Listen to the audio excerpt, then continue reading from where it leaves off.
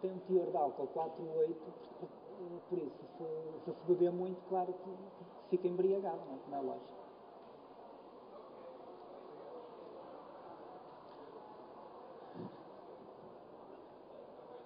Está feito. Pronto, obrigado a todos.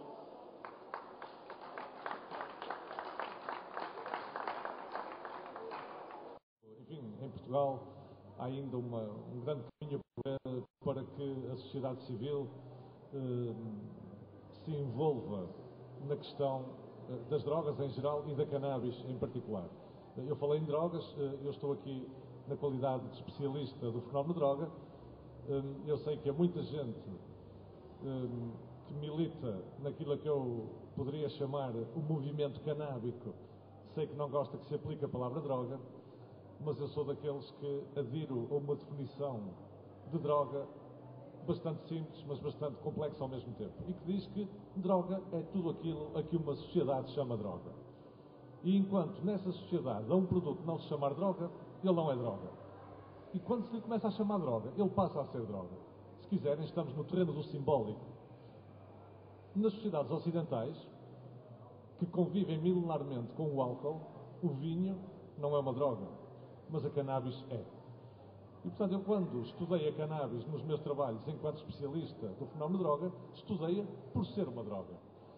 E filo, inicialmente, estávamos em meados dos anos 80, filo tomando como terreno a zona onde agora estamos, a zona da Ribeira, porque, repito, meados dos anos 80, 86, 87, até 90, a Ribeira estava a viver um auge que consistia em ser lugar que era frequentado por uma certa sensibilidade juvenil, por uma certa cultura juvenil, que se pensava como alternativa e a que na altura, genericamente, poderíamos chamar os freaks, digamos assim.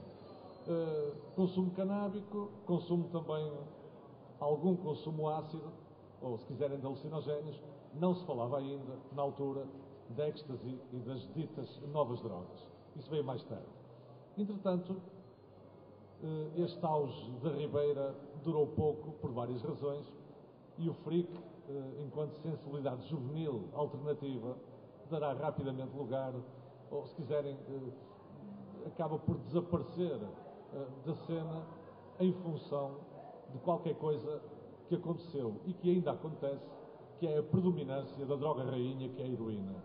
Quer dizer, a heroína salta para a ribalta do debate público, começa a fazer manchetes de jornais, começa a fazer aberturas de telejornais, aparece a figura do bairro social degradado, aparece a figura do junkie, sempre com a seringa à larga, vem para a ribalta da comunicação social, o casal ventoso torna-se o ícone e forma-se aquilo que eu chamaria um longo parênteses da heroína.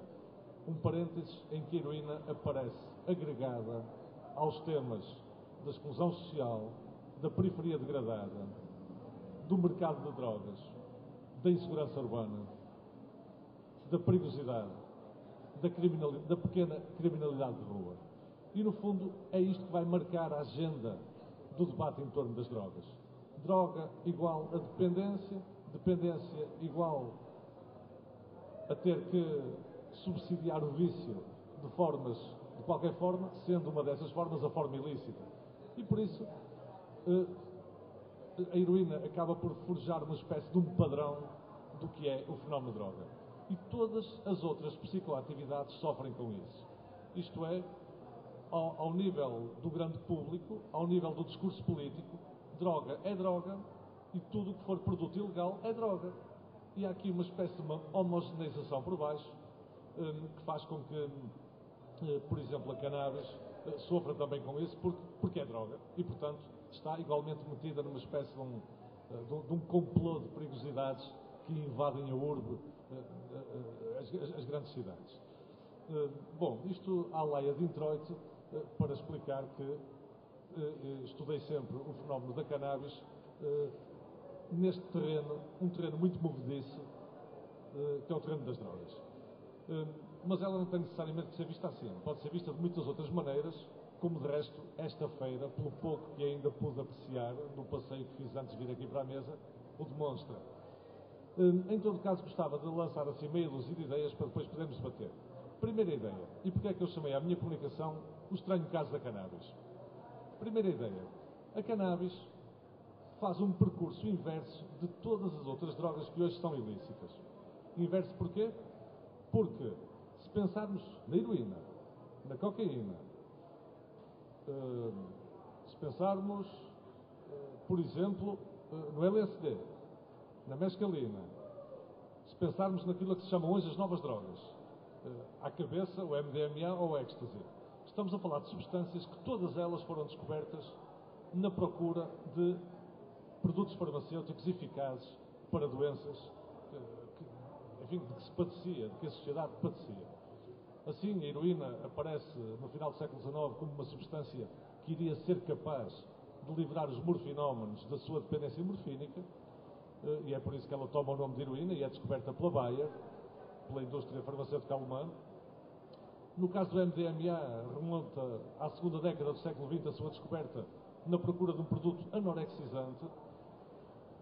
A cocaína remonta outra vez ao final do século XIX, era na busca de um produto anestésico, que aliás ainda foi usado no bloco operatório durante algum tempo. E depois, mais próximo de nós, o LSD, descoberto por um químico suíço, Albert Hofmann, que já me apercebi também na visita que fiz na feira, que há um número temático da cânhamo espanhola, um número monográfico de homenagem a Hofmann. Albert Hofmann, em meados do século XX, descobre o LSD também na procura de uma substância, no caso, uma substância que fosse capaz de intervir eficazmente nas cefaleias, nas dores de cabeça fortes. Rapidamente se percebeu que intervinha na cabeça, mas não exatamente nas dores. Bom, reparem, todas essas substâncias que eu nomeei começam por ser de pesquisa farmacológica para fins médicos e acabam por ser abandonadas para esses fins e acabam por, como eu gosto de dizer, cair na rua e ser objeto de apropriação ilegal, digamos assim. A cannabis faz um trajeto ao inverso. Ela é uma substância que, mal é trazida para o Ocidente, é rapidamente conotada com desvio e não com causa médica, e só muito mais tarde se começam a reconhecer as suas virtudes terapêuticas. Eu sei que me poderão argumentar que já em meados do século XIX, no grupo dos Hachechian, que era um grupo de elite parisiense, ela foi tomada como uma substância capaz de intervir no autocuidado, ou se quiserem, numa prática ancestral, que eu penso que a medicina científica acabou por vir a expulsar, que é o autocuidado relativamente à nossa própria saúde, a capacidade que temos de deter saberes para intervir nos nossos estados de sofrimento físico, mental, mas ela não vingou enquanto tal. Ela vingou enquanto droga de abuso, nomeadamente porque nos Estados Unidos foi assimilada aos imigrantes mexicanos, foi assimilada aos problemas que esses imigrantes mexicanos levaram para a sociedade americana, às tensões nas grandes cidades, portanto, rapidamente caiu na rua também. E só muito tardiamente é que vem a ser reivindicada como droga com virtudes terapêuticas. De resto, penso que essa é hoje uma das bandeiras que tem feito a causa canábica em muitos países. Embora isso me pareça um risco tremendo, e já vou dizer porquê, vou lançar mais uma pista. Mas antes disso, justificar então o título, o estranho caso da cannabis. Estranho porquê? Estranho porque ela é droga de abuso ou é droga com virtualidades terapêuticas? É uma mera droga recreativa ou é a porta para a escalada para drogas duras? Ela é uma droga de expansão da consciência ou é a porta para a psicose, que é uma doença mental? Ou é uma família de doenças mentais? Ela é mais ou menos tóxica do que substâncias legais, como o tabaco ou como o álcool? É mais ou menos adictiva? Nenhum destes tópicos que eu levantei é pacífico.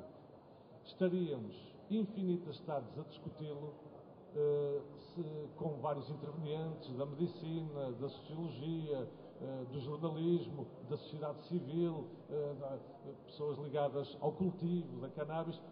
Certamente nos posicionaríamos de modo diferente relativamente a estes tópicos que eu levantei. E daí a cannabis ser uma substância de estatuto fortemente ambíguo,